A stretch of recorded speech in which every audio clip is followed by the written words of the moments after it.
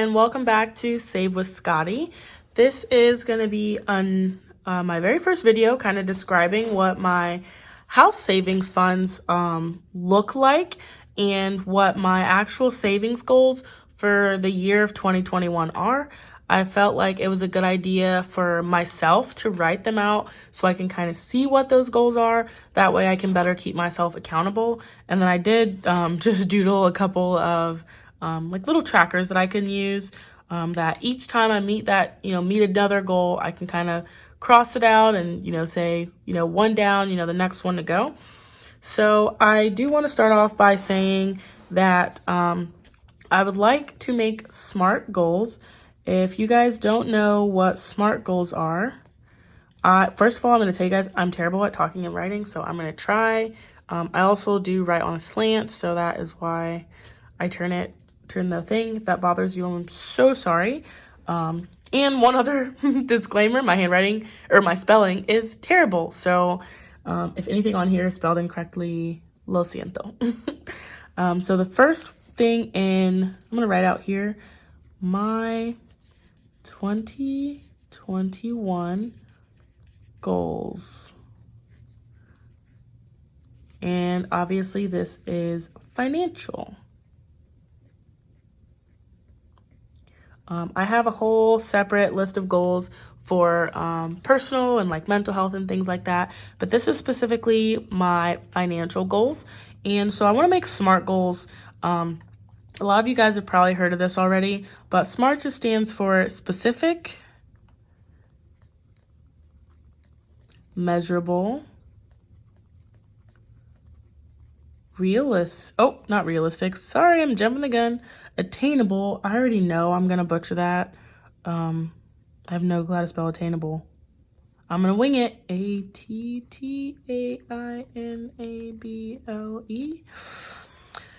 That looks wrong, but it's fine. R, realistic.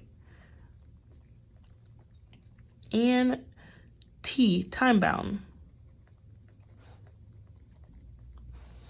All right, so I stepped away to make sure I spelled attainable right.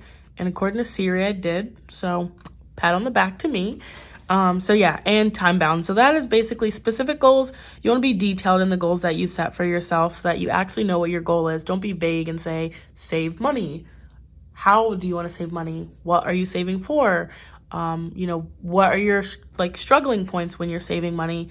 So you want to be really specific when setting any kind of goal for yourself, but specifically for this video's sake, financial goals for yourself. You want to set specific financial goals. And once you set those specific goals, make sure that they're measurable. Make sure that you can kind of clock, okay, I'm reaching my goal. I'm 20% of the way to my goal. There's some sort of measuring or measurable feature to the goal that you're setting so that you can see whether or not you're on track to accomplishing that goal, or if you need a little bit of help and you're struggling to reach that goal.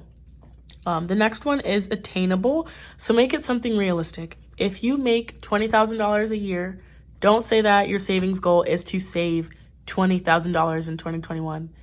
I mean, it may or may not be attainable for you to say, I want to save $15,000 a year if you only make $20,000 a year, because, you still have to think about expenses. So don't make your goal so grand that it's, you're unable to meet them. And then once that, that time frame comes for you, you're upset because you didn't reach that goal. So make sure that they're attainable.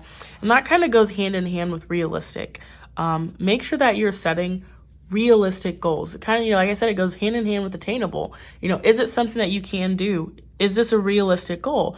Say you want to purchase a house, but you haven't really gotten any of the steps to purchase the house. Is it realistic that you're going to be able to purchase that house? No, you didn't save. You haven't checked your credit. You don't really have a down payment for it. It's not realistic that you're going to reach that goal. So make sure that your goals are feasible. And then the last one being time bound. Make sure that your goals, you kind of set a parameter for yourself. So you've made a very specific goal. You know how you're going to track how you're going to meet that goal. You made sure that the goal is something that you can achieve. The goal is also something realistic. It's something that you're able to do. But now set that end date, that time where you're going to assess the progress that you have made and see, okay, what am I, once you get to that time frame, did I meet my goal? Yes. Awesome. Did I not meet my goal? Why didn't I meet my goal? Was my goal unrealistic? Was my goal not attainable? Was I not measuring my goal accurately? And do I really know what my goal is to be able to kind of say, did I reach my time frame? So all of these things go hand in hand. It's really important that we make smart goals so that we can actually achieve them and then, move on to that next phase in life. So just going into my goals, so far I kind of have 5 financial goals for the year of 2021. And my total goal for my house funds is a total of $7,100, which I will break down later on in this video. But that's the total goal. To make it more realistic for me, I'm not going to be able to save that much money this year. I can't. I could really try if I cut my expenses down to almost nothing, but it's not really realistic for me to save $7,100 in my house funds. It's, that's just not the most realistic thing for me, and I realize that. So I'm kind of breaking that in half. And my first goal that I would like to meet in the year of 2021 is to save $3,550 towards my house funds. This is a goal that I deem to be very specific. How much do I want to save? $3,550. Specifically to what?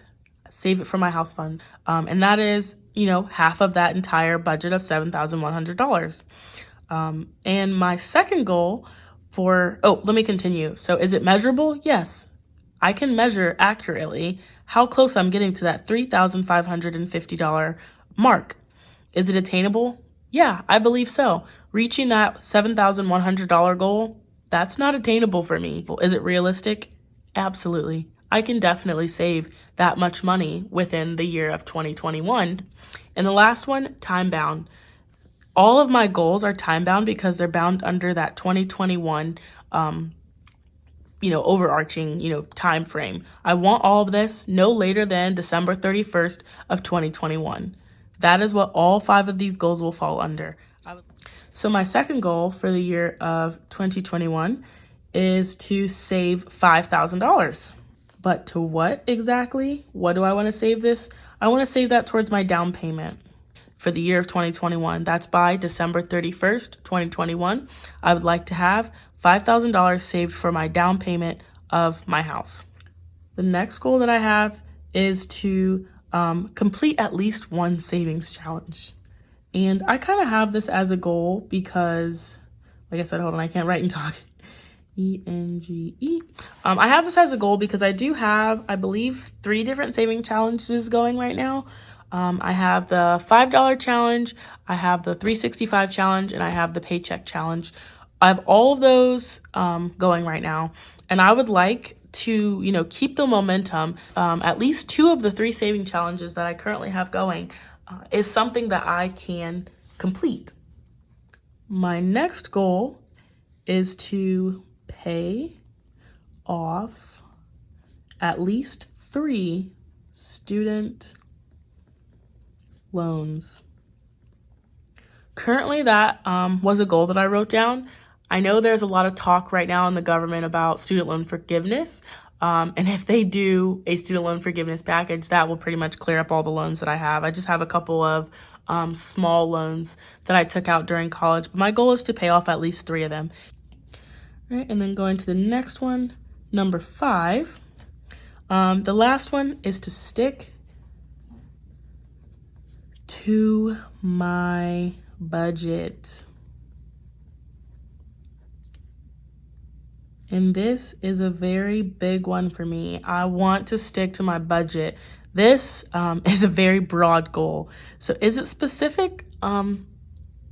Yeah, yes and no. It is a very straightforward, I write a budget every single month and I want to stick to it. There's really no black and white. I don't want to have any gray areas when it comes to sticking to my budget. I want to simply stick to my budget, not go over my miscellaneous, not go over my allowance, not go over in food, but to actually stick to those budgets. All right, everyone, so I am back. I actually decided that I'm going to do my house funds specifically in another video because I think they deserve their own dedicated segment of like what my goals are in relation to each specific house fund that I have. So I appreciate you all for tuning in for this. I hope you watched the whole thing and got some inspiration on how to make some smart goals. And then even, I mean, it's February, but it's not too late to make some saving goals or some saving challenges for yourself. It's never a bad thing to set goals. You kind of want to start the year off or start your month off or week or, however you take life. Start it off by setting some expectations for yourself so that you can begin to improve every day, so that you can know, am I meeting my goals? Am I bettering myself in the way that I want to be bettered? Don't stress yourself out if you don't reach those goals, but that's where that measurable part comes in. You can kind of see, am I reaching my goal? Is my goal actually attainable? Is it something feasible for me to do? Or should I reassess what my goal is and make it something a little bit more realistic? So like I said, I hope you guys found some inspiration from this video. I hope you guys can take something from it and stay tuned if you do want to see what is specifically the breakdown of my house funds.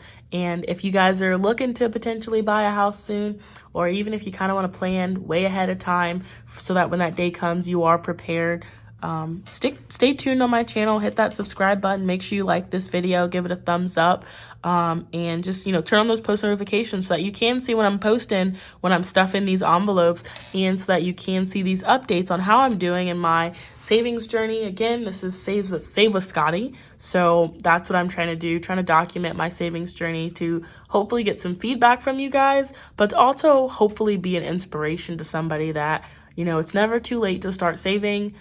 Even if you're saving $1 a day, at the end of the year, you're going to have $365 that you didn't have last year. Leave some comments down below on some other goals that you guys think I should have, or some of your own personal savings goals. But make sure you are making those smart goals so that it is something that you can, check on and, track your progress and, give yourself a pat on the back when you do reach these goals. So thank you guys for tuning in, and I will see you in the next one.